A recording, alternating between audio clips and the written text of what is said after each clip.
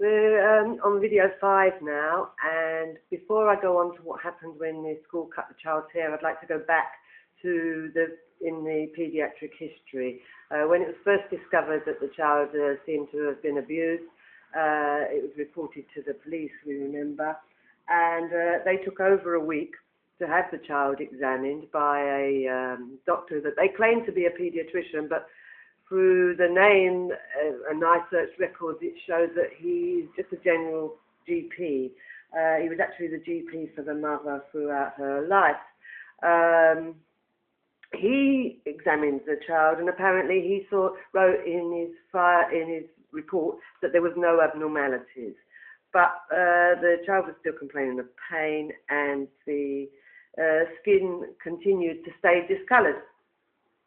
So when the child was returned to the mother, because the child was complaining of pain, the mother took her to a local GP. He was okay, and he said he would refer her on to a paediatrician to have an examination. This he did, but due to the threats to the mother's life and so forth, and having to move into my house and that upheaval, she actually missed the appointment with that paediatrician. So once she'd moved into my house, in November 2002, she took her to my GP, who examined her. Now, when that GP examined the child, she saw the skin discoloration in the vaginal area and actually was disgusted and looked disgusted and horrified of what she saw. She said, she would refer her to a paediatrician and have the child examined. But this appointment never happened. It never happened, and this was in November, as I say, 2002. So in 2003, by March, no appointment had arrived, so the mother wrote to the GP asking where was the appointment, and she had to write several times, and then eventually the GP wrote back and said that an appointment would arrive shortly. Now, in 2003 also, we were forced to move again from my premises to a new home. We moved to a new home in May.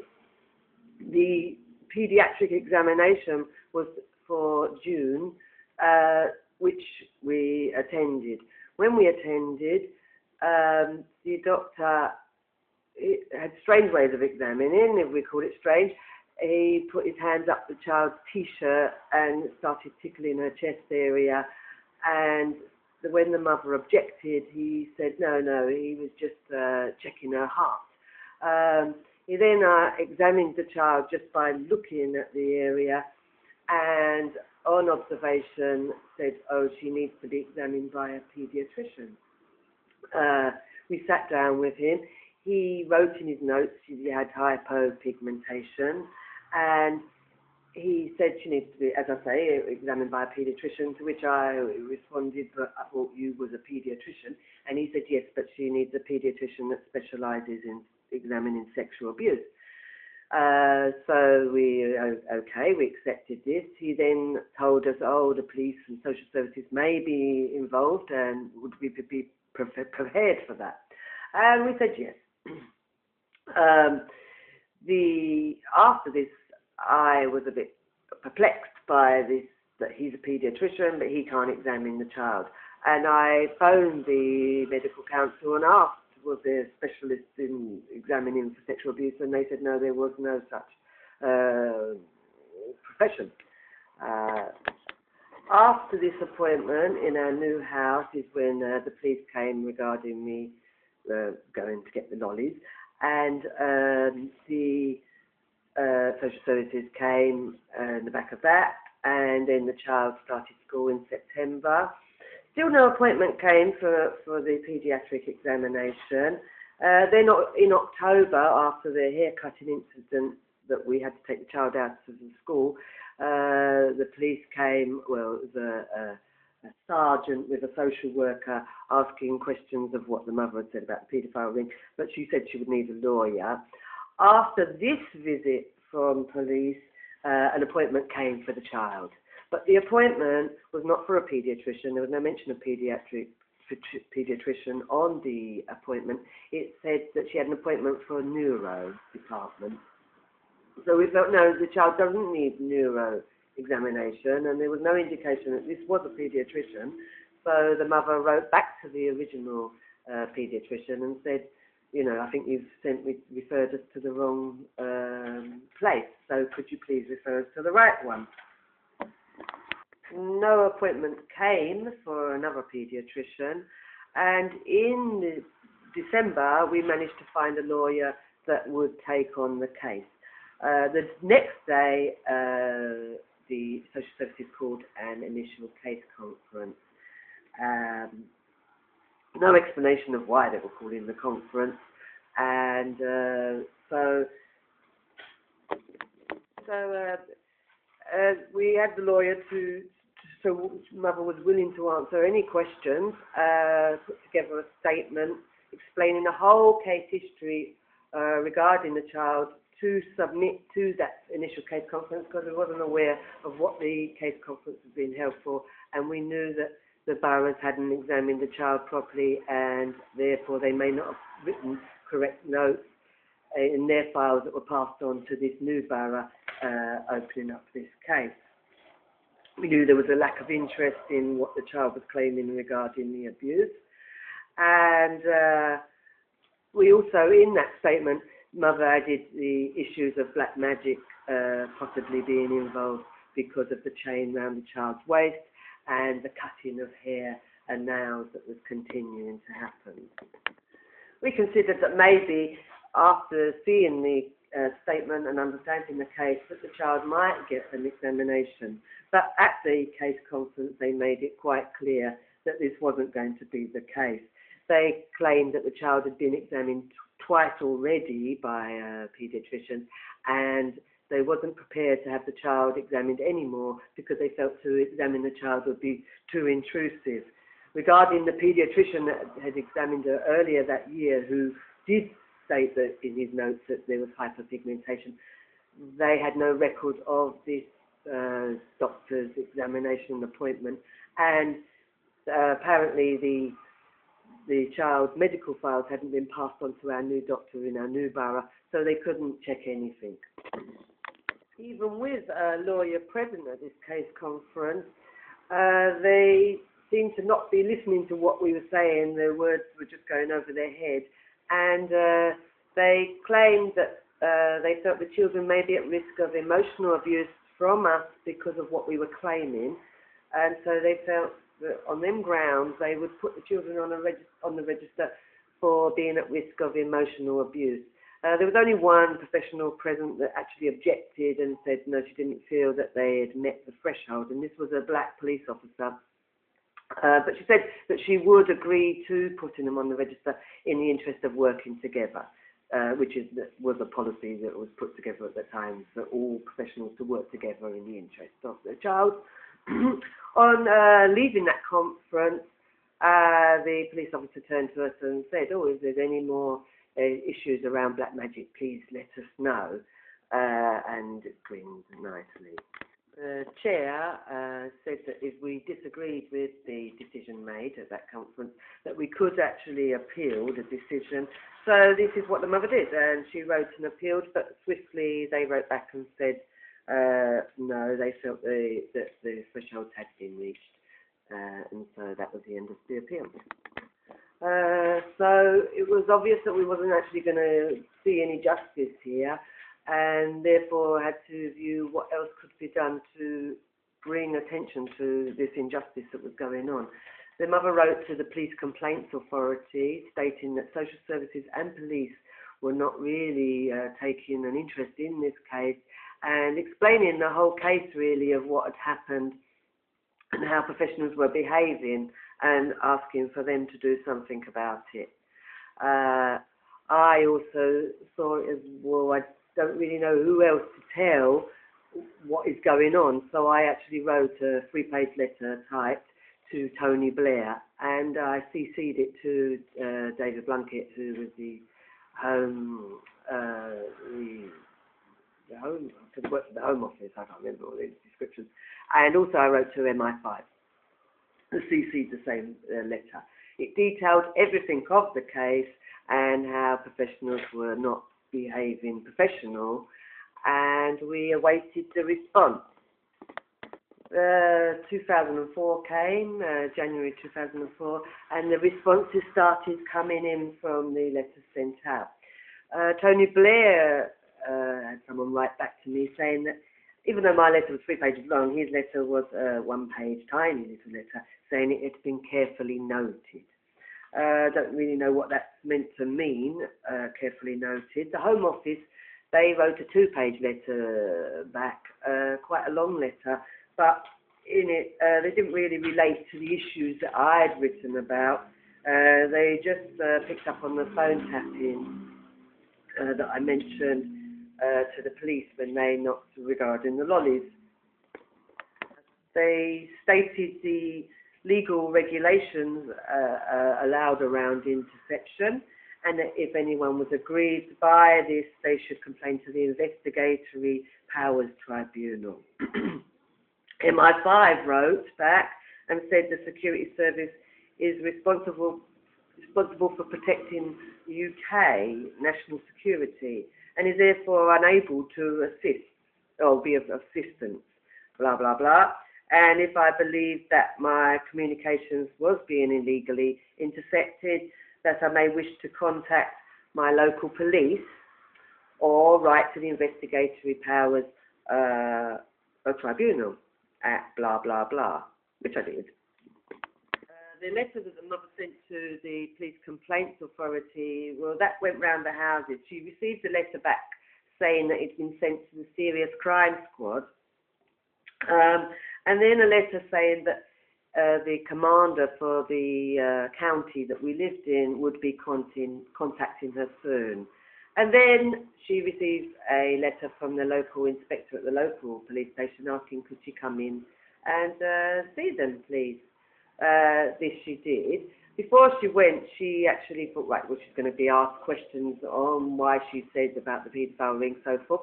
And therefore, she wrote down her answers to them questions so that she would be able to give her full understanding of the situation. But when she got there, she was taken into a room with the inspector at the local police station, and also another police officer was present. The inspector actually told her, you've been causing quite a bit of trouble, and if you continue, you may end up being blamed for what's happened to the child yourself. And they did have no questions for her. She therefore handed the answers to the questions that she was expecting to receive. She handed those to the officer, to the inspector, and the inspector, she said, didn't seem too pleased to have received them, and the other officer present, she said, seemed quite furious and looked angry. So the police didn't seem to be interested. The health visitor, apparently, because all we needed was for someone really to witness that the child's skin was a different colour, and that would show that there's something not right, plus really they should be examining her for what the child was complaining of. But at a case meeting, we were told, no, the health visitor apparently couldn't actually have a look at the area. That wasn't allowed. And also, we said, oh, okay, we'll show the social worker. But the team manager smiled with glee, and so did the other social workers present, saying, no, that wouldn't be allowed. And if we were actually to do that, she would have the children taken away straight away. I suggested maybe we take a photo then, but she said no. That would also create. That's also not allowed, and they would take the children away for that. So they just carried on acting towards us like we was actually making it up, and because no one could actually verify what we were saying, and even the paediatrician who examined the child couldn't get his notes because they weren't in the medical files, because the medical files weren't at the doctor's. It seemed that they could just carry on saying, no, well, we're not going to examine her because there's nothing there, and therefore we were talking rubbish. Tony Blair, well, he'd carefully noted it. There was nothing he could do. David Blunkett, nothing. MI5, nothing. All services were involved, but they wasn't seemingly interested. Meanwhile, social services was to attend us every 2 weeks, health visitor every month, education a few times a year. It worked out that someone came nearly every week, well, supposed to come every week to visit us, which I felt was harassment, but they didn't feel it was harassment. But in truth, this was only really, I believe, as a threat, because they didn't actually come. Even though they said they could come to all these appointments, and we had to accept that they didn't come. It was like the anticipation of them coming seemed to have more power than actually arriving, because there was not actually anything going wrong in their home. In fact, the first social worker that they allocated to our case completed her first initial assessment without actually even seeing the children or the mother. So I don't know where she gathered the information from, but she did her assessment without a visit. When they did eventually visit, it was a different set of social workers, and they came in their first visit and asked, could they speak to the children alone? The mother refused. She said they could ask them any question they wanted in front of her, but they wasn't going to be speaking to her children alone. They said that they could take her to court for this, and she said, yes, okay, if you want to take me to court, you can, but you will not speak to my children alone. They never went to court. She never let them speak to the children alone. The social workers' visits were irregular, and, well, they never really had any interest in the children. They seemed only to want to provoke the mother to anger, misconstruing the words that she was saying, or just omitting everything that we'd said from their reports, and then claiming we weren't cooperating, and so forth. They always came in twos, except for once we did for a while have a social worker that had brought in, a very qualified one, from America, and she used to come on her own for a while. The incitement was done by patronising the mother, talking at cross purposes, insinuating that she's mentally ill.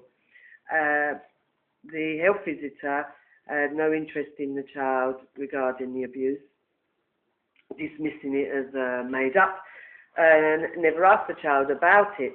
So to begin with, the mother did allow the child to be there, but when we saw that she showed no interest and she wasn't going to be able to examine the child's skin discoloration, the mother decided after the child was 5 that she had no legal obligation to allow the health visitor to see the child.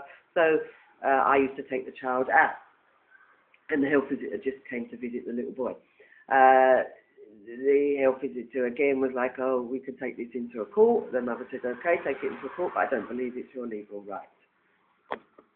Regarding the skin discoloration, to begin with, well, for about a year, the health visitor just wouldn't take on that she could have a skin discoloration. But then after about a year, she changed the tune a bit and said, oh, it's possibly just that vitiligo. It's nothing, to worry about. Well, it is something to worry about. It's quite a bad illness, actually. Education were told of the hair cutting in school. They heard it at the initial case conference, and they also read it in the statement submitted to that conference. At that initial case conference, the mother asked education for some reassurance that if it was to happen to the child again, that they would act on it. They didn't give any reassurance, so there was no alternative other than to home educate their children.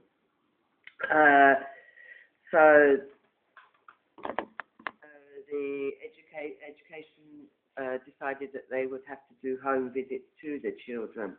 Initially, this was done by the head of education, and also she had with her an educational welfare officer. The child, through her own choosing, said to that worker how in school they had cut her hair, and that's why she wasn't going to school. This went over the education welfare officer's head, and we didn't see that educational welfare officer anymore. Instead, she was replaced, and the head of education used to come with a head teacher from a school, a local school. So both top employees, costing a fortune really to do their hours visit, were never had any concerns, were quite happy with the children's education. In fact, they said that they were advanced.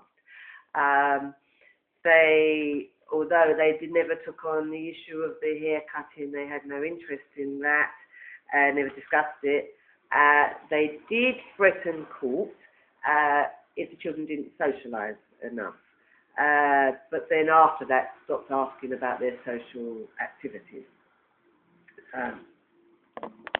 So all bodies that are supposed to be there to help didn't show any concerns with what we were claiming, and the mother continued to push for an examination of the child. And eventually social services at a meeting was, well, we can't see a way forward, we don't know what we can do, we can't go on indefinitely keeping you on the register, which we agreed to, but we said, well, if you have the child examined, that would be a way to resolve the issue, wouldn't it? But they said no to the mother, no, you can't threaten us with blackmail like that. So I searched for a solution and found one, in fact, which I will go on in the next video, video 6, because this one's probably getting too long as it is. If you want to go further than I've got up to in the videos, I have done 3 blogs now, higherinsightblogspot.com, higherinsight2blogspot.com, and higherinsight3blogspot.com at the moment. I'm working as fast as I can, and bear with me. Thank you for listening. Goodbye.